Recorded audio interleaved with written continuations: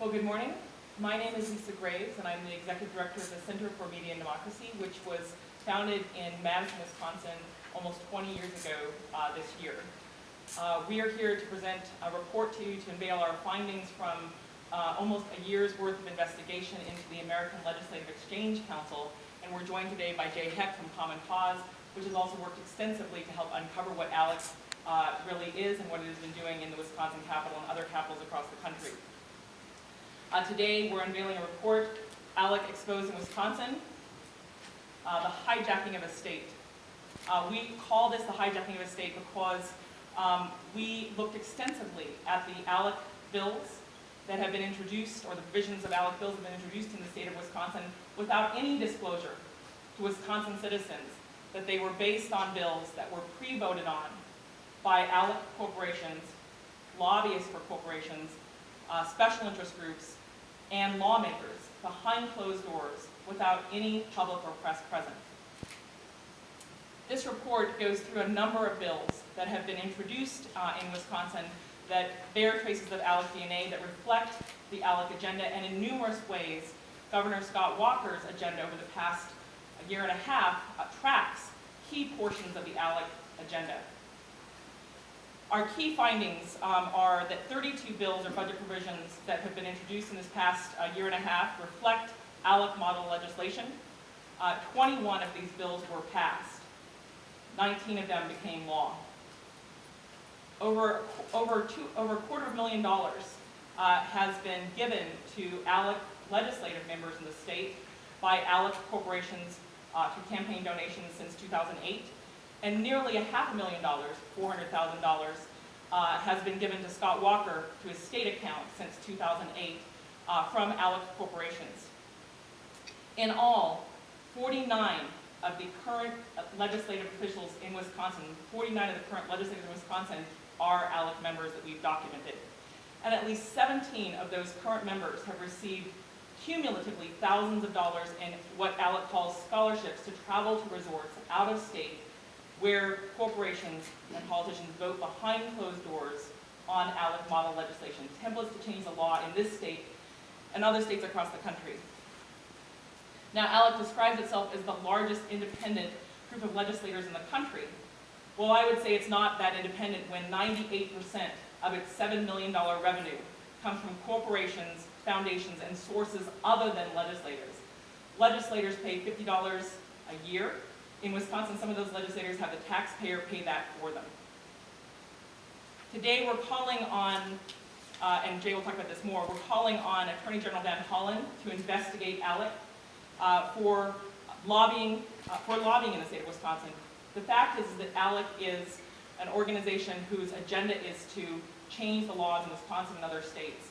It has actually reported to the IRS that it engages in zero lobbying, and yet it has produced nearly 1,000 bills, and numerous bills have become part of Wisconsin law. Under ALEC's bylaws, its leaders, its legislative leaders, have a duty to get its bills introduced in the state of Wisconsin, and its leaders have done so. The current leaders of ALEC in Wisconsin are Robin Voss, Representative Robin Voss, Representative Souter, and in the private sector, their co-chair is Amy Boyer, who has been a lobbyist for Coke Industries and other energy interests in the state. So let me back up a second and talk with you about the story of our finding. Over a year ago, we were dismayed, along with many people in Wisconsin, by the sudden surge in extremely controversial legislation being pushed forward in the state in the aftermath of the 2010 elections. Many people in the state felt that the state had been hijacked by an agenda that they hadn't heard of before, that wasn't part of the conversation in Wisconsin in 2010 and in 2009 and before. What we came to learn from our investigation of ALEC was that right now, Wisconsin is a trifecta state for ALEC. Pardon me. Wisconsin is an ALEC trifecta state. The governor, Scott Walker, is an alum of ALEC. The head of the Senate is an alum of, the head of the Senate is an ALEC member. The head of the House is an ALEC member. In all, the Assembly Speaker, the Majority Leader, the Senate Majority Leader, the Senate President, the Joint Finance folks, all the people who are in key positions responsible for scheduling legislation and blocking legislation are ALEC members. When we look back at the press that had been covering parts of ALEC over the years, one of the things we discovered was that there was a significant report of a meeting that Scott Fitzgerald attended in 2010, which is part of the ALEC Summit. In Washington, D.C., they have an annual summit at the end of the year, as well as their mid-year summit. Scott Fitzgerald told a reporter for WisPolitics that, in fact, he had never seen so much excitement around the effort to basically attack unions. He said that he had never seen so much energy around the right-to-work laws. And so really what happened in 2010 was that after those 2010 midterm elections, ALEC legislators from across the country, including the Wisconsin delegation, went to Washington, D.C. and in essence got the marching orders for part of the agenda to move in this state, and that's what's happened. You can see that in Act 10, in the budget bill with key provisions to undermine the power of unions, and you can also see it in the most recent revelations about the right-to-work legislation that is sitting on desks here in the Capitol but has not yet been moved. And we know last spring when William Cronin, the professor from the university, suggested that perhaps ALEC was behind this agenda, there was a huge reaction from the Republican delegation here in Wisconsin attacking him and suggesting that he was politicized. In fact, that those allegations turned out to be fruitless. But William Cronin was onto something. And a few weeks later, the Center for Media and Democracy was contacted by a whistleblower who provided to us all of the bills that ALEC had approved by ALEC corporations and legislative members through its task forces. I have to say, as someone who has known about ALEC, I didn't know ALEC until I looked at those bills. When I saw the depth and breadth and duration of the agenda to change the rights of workers in this state, to change the rights of families in this state if their loved one is killed or injured by an ALEC corporation's product, to see the tax agenda, the budget agenda, to see those pieces of legislation in their full form, having been voted on by corporations and politicians at these ALEC meetings, it was stunning. It was shocking. And I have to say, as someone who has been a lobbyist before, one of the things that's astonishing about ALEC is that it's not just like any other organization out there. It's not even just like a lobbying organization. It's more than that. I've been in lobbying meetings and I have never, not once, had a legislator tell me that I had an equal vote to them on whether this bill was going to go forward. But that's precisely what happens in ALEC meetings. As we document in this report, what happens at ALEC meetings is that ALEC corporations actually vote as equals with politicians. I know that I've said this a couple times because it still stuns me. I can understand why ALEC corporations want to have a more of a voice in our democracy. Certainly WMC has a huge voice in our democracy already through lobbying and other efforts. But what ALEC does is unique.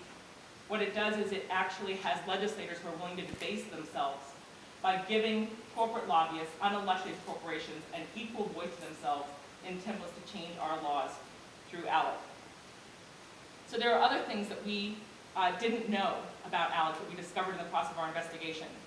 We figured out that the Koch brothers, that Koch Industries was a longtime funder of ALEC and a longtime leader of ALEC, that in fact the Koch family had bailed out ALEC about over a decade ago when it was on the ropes, gave them a loan of almost $500,000 to stay afloat. Koch Industries has been a chairman of ALEC's corporate board and has been a member of its board for almost 20 years. We learned, as I said, that it's not just an independent organization as it described itself. 98% of its revenue comes from sources other than legislators. That's not independent. And we learned about the true extent of the ALEC scholarship, so-called scholarship program. That's a program where corporate lobbyists in this state give donations to fund the travel of Wisconsin legislators to out-of-state resorts, to swank hotels like the Clearland Resort in Arizona. They make donations, and then the leader of the Wisconsin delegation, in the former case of Scott Fitzgerald and Mike Hibsch, those Wisconsin senators actually received a spreadsheet showing the income coming in and the legislators who were receiving the scholarships. And under ALEC's bylaws, those legislative leaders, currently Representative Voss and Souter, are charged with giving out those scholarships.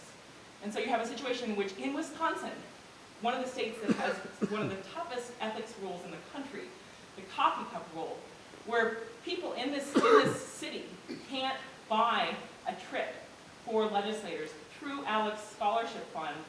ALEC legislators are traveling off to resorts where they are wined and dined at the corporate underwritten conferences, and they go off to cigar parties, baseball games, and hardly any of this is reported, if at all. As we've documented in our report, some members of the Wisconsin delegation don't report those gifts at all. I've got a 2-minute warning. Okay. So I would say just a couple of other things about ALEC that I want to make sure that folks know. Since we launched this investigation last year, exposing the corporations that are the leaders of ALEC and the funders of ALEC, exposing the members of ALEC, documenting who they are, including the fact that while ALEC describes itself as a bipartisan group of legislators, when we took a snapshot of 104 of their leaders, 103 of them were Republicans as of July of 2011. We learned a lot about ALEC that just wasn't known. When we did our FOIAs, our open records requests here in Wisconsin and other states, we discovered how ALEC was actually lobbying for bills, how it was urging specific legislative language, how it was urging the introduction of specific acts in Wisconsin, including some of the acts that we detail in this report, including acts related to giving a tax break to fruit-flavored tobacco products that we believe are marketed to children, to basically make those products cheaper, bills to expand the school voucher program in Wisconsin, bills to expand so-called virtual education with kids at home on a computer, learning from some remote teacher outside of the classroom. We discovered an enormous number of bills that were being pushed by ALEC that were reflecting Wisconsin law, including the Castle Doctrine that has been so controversial. Parts of that doctrine are echoes of the ALEC bill, as well as other bills on labor and other issues. Also, the bills related to stopping President Obama's health care bill. When you look at that information in the totality, we think it's fair to say that ALEC has helped hijack Wisconsin. And we think it's fair to say that the people of Wisconsin have not been informed by their elected officials about the role of ALEC in these laws and where these laws are coming from. Bills to basically block the ability to use highway taxes and gas taxes in the state from being used for anything else didn't come up because Wisconsin constituents were calling for them or clamoring for them. They came up because they're part of the agenda of some of the biggest corporations in the world that fund ALEC, corporations like Coke and Exxon and BP and others. Our legislators are traveling out of state for the purpose of, they say, learning more about what's happening in other states, but really what's happening is they're being wined and dined by out-of-state interests to introduce bills that benefit those out-of-state interests here in the state of Wisconsin. And some of these legislators in this state house have taken such a dim view of Wisconsin ethics and Wisconsin open government records, open government laws, that they have not responded to open records requests. And some of them, like Representative Souter, have actually suggested that they don't have a single responsive record about ALEC, even though Representative Souter is in fact the state ALEC co-chair along with Rep. Voss. So you have a situation in which many facts, key facts, are being hidden from the citizens of Wisconsin about the agenda moving forward in this Capitol, an agenda that has been pushed forward and led by Scott Walker, an ALEC alum, and helped to make into law by ALEC leaders in this state, in both the House and Senate, in every key role in this legislative body. Jay Heck. Thank you very much.